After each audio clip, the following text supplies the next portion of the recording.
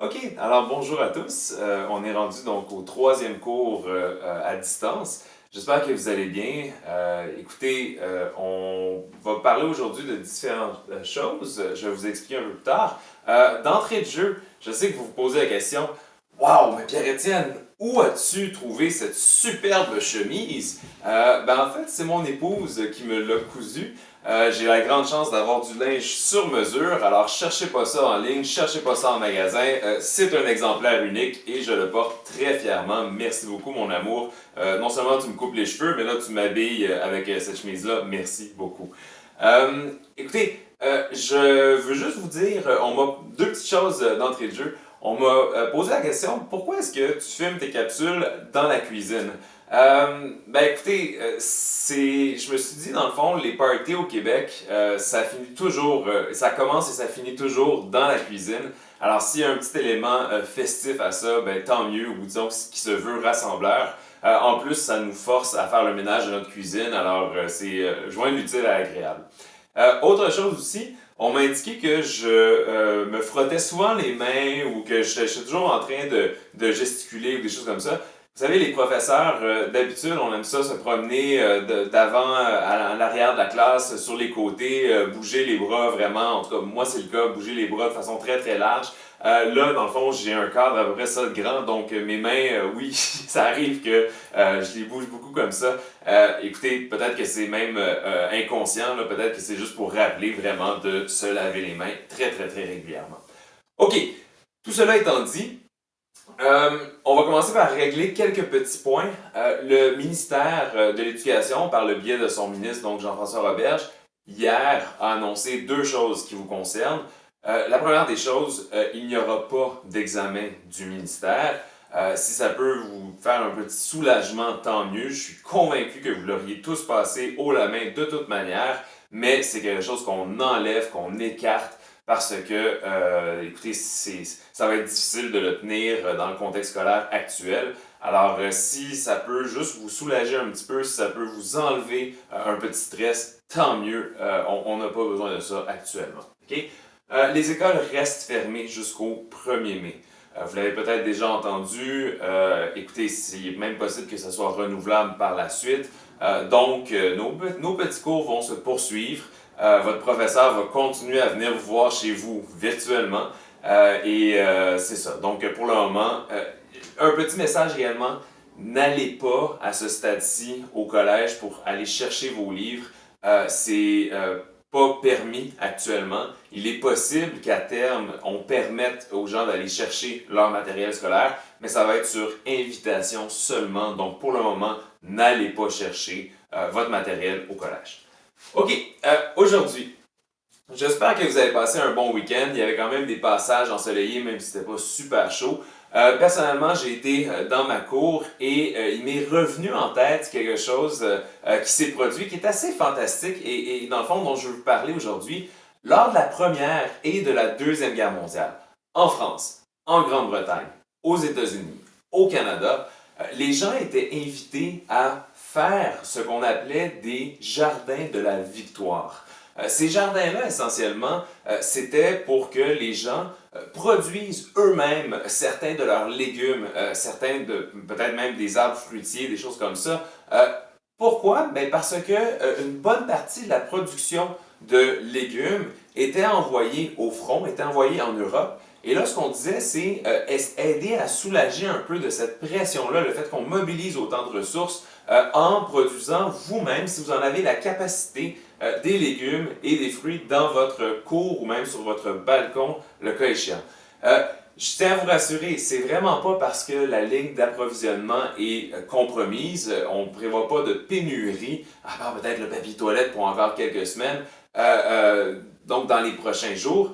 C'est vraiment dans le fond pour s'occuper que je vous parle des jardins de la victoire. Première des choses, si vous souhaitez embarquer là-dedans, si vous avez une cour ou si vous avez un balcon et que vous souhaitez produire certains de vos légumes ou même des fleurs ou des choses comme ça, c'est d'abord et avant tout pour vous occuper. Okay? C'est pas parce que on prévoit donc une pénurie ou quoi que ce soit.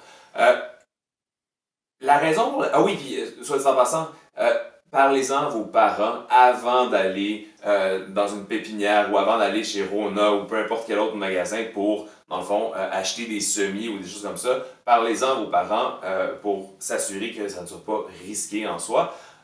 Mais donc, si vous décidez d'embarquer là-dedans, l'avantage, c'est que ça occupe, vous avez les mains dans la terre, on est à l'extérieur, c'est sécuritaire parce qu'on reste dans notre cour ou sur notre balcon, mais c'est un beau symbole de vie également. Et du point de vue historique, je peux vous dire que Eleanor Roosevelt, qui est l'épouse de mon président américain préféré, Franklin Delano Roosevelt, avait en fait pris l'initiative en 42 ou en 43 de planter un petit potager, un petit jardin de la victoire sur la surface du terrain de la Maison-Blanche, carrément. Et une des personnes qui a repris un peu cette idée-là, dans un passé beaucoup plus récent, c'est Michelle Obama. Michelle Obama avait fait ça, avait fait un potager également sur le terrain de la Maison-Blanche pour essentiellement inciter les Américains à mieux manger, mieux s'alimenter. Je suis pas mal sûr que Melania Trump n'a pas poursuivi, disons, cette initiative-là.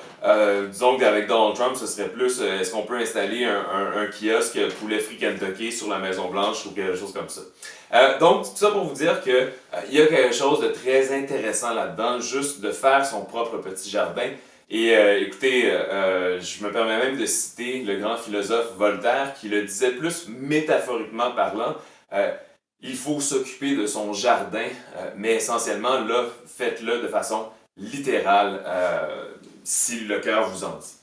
Aujourd'hui, on parle un petit peu de psychologie. Okay? Pourquoi? Parce qu'il y a un modèle psychologique qui a été établi dans les années 1940 par un psychologue qui s'appelle M. Malo. La pyramide de Malo ou Maslow, je ne suis pas sûr à 100%. Et écoutez, je vais vous en parler parce que c'est de revenir à la base. C'est un modèle qui a été critiqué dans les dernières décennies, mais qui peut être intéressant quand même pour organiser son temps et aider à penser un peu à ses propres besoins lors de la période qui nous occupe. Alors, vous avez une pyramide dont la base est très large et avec le sommet en tant que tel. Et dans le fond, si vous avez vos besoins qui sont comblés à la base, là, vous pouvez monter d'échelon. Vous pouvez aller plus haut en tant que tel vers des besoins qui sont un peu plus haut placés dans la pyramide. Mais l'idée, c'est vraiment l'idée d'une hiérarchie. Il faut commencer par la base pour être capable de se rendre jusqu'au sommet. Alors, à la base, vous avez les besoins physiologiques. Ces besoins-là, c'est un besoin d'avoir un toit au-dessus de sa tête, de se nourrir, de se reposer aussi, de bien dormir. Okay? Je le sais, vous avez 15, 16 ans, des fois c'est le fun de se coucher tard, se lever tard, des choses comme ça. Assurez-vous de bien dormir ces temps-ci et ça peut valoir la peine parfois de se coucher un peu plus tôt aussi. C'est un besoin physiologique de base. Okay? Bien s'alimenter également. Besoin de sécurité. Ouf, celui-là, il est plus difficile ces temps-ci, d'accord? Mais si votre espace sécuritaire, c'est votre maison, c'est votre chambre, aménagez-le comme il faut pour bien vous y sentir, ok? Essayez, dans le fond, de vous assurer que vous êtes en sécurité, d'accord? Ensuite, besoin d'appartenance. Ça, c'est le troisième échelon. Ça peut vouloir dire forcément votre famille, là c'est votre clan nucléaire, d'accord? Faites attention les uns aux autres, mais le besoin d'appartenance, c'est le besoin de se sentir au sein d'un groupe, ok? Et vous traversez ça en ce moment avec vos parents, avec vos frères et sœurs. C'est important ce besoin-là d'appartenance. C'est aussi votre communauté un peu plus élargie, c'est vos amis, vos amis. Et dans ce sens-là, essayez de garder un lien, un contact avec eux, que ce soit par FaceTime, que ce soit par chat, que ce soit également par, je vous dirais, juste le téléphone. Okay? Je sais que vous n'êtes pas du tout la génération à appeler, mais essayez ça si vous voulez. Dans le fond, si vous avez le temps pour le tester actuellement. On arrive aux deux suivants. Besoin d'estime, d'accord? Ça vaut la peine de bien se vêtir, de ne pas toujours rester en pyjama toute la journée. Besoin d'estime, c'est de faire des petites tâches également pour se sentir bien, avoir l'impression qu'on a accompli quelque chose, d'accord? Besoin d'estime, c'est de se sentir bon dans quelque chose aussi. C'est le fun les jeux vidéo, mais ça peut être le fun aussi de, dans le fond, réaliser des tâches où on augmente l'estime de nous-mêmes. On se sent bon dans quelque chose. OK? Le dernier niveau, ça, il est plus difficile, c'est le besoin d'accomplissement. OK? Là-dedans, dans le fond, moi, ce que je vous recommanderais, c'est essayer des choses que vous n'avez pas nécessairement faites dans les dernières années. OK? Si c'est de l'origami, c'est de l'origami. Si c'est, disons, si c'est, je sais pas moi, de la décoration, des choses comme ça, du dessin, je vais vous donner un exemple très concret. Moi, mon épouse, elle s'accomplit notamment par des créations de couture, comme, et là on revient au début de la capsule, comme cette magnifique chemise que vous voyez devant vous. Le mannequin est un peu plus ordinaire, mais la chemise est vraiment très très belle. Et vous savez quoi? Elle est en train même de travailler sur une petite robe avec le même tissu pour notre fille qui va naître dans 2 semaines, 2, 3 semaines. Et donc, on va matcher, comme on dit. J'aurai cette chemise-là et ma fille aura la robe avec le même tissu. Donc ça, c'est le besoin d'accomplissement. Faire quelque chose qui se fait sentir qu'on s'accomplit dans quelque chose. OK? Pensez à ça, d'accord? Vous avez besoin de la base pour aller jusqu'au sommet, mais c'est quelque chose qu'il faut peut-être garder en tête lors de cette période-ci. Je vous lance un petit devoir qui est très, très, très, très court. Avez-vous une chanson ces temps-ci qui vous motive beaucoup? Avez-vous une chanson qui vous redonne le sourire, qui vous redonne le moral? Mettez-les dans les commentaires, s'il vous plaît, juste en dessous de cette capsule-là. Et j'aimerais ça, dans le fond, qu'on partage ces chansons-là qui disons, remontent le moral. Ça marche? On se revoit demain, sans faute, tous les jours, une nouvelle capsule mise en ligne avant midi. Prenez soin de vous. Salut!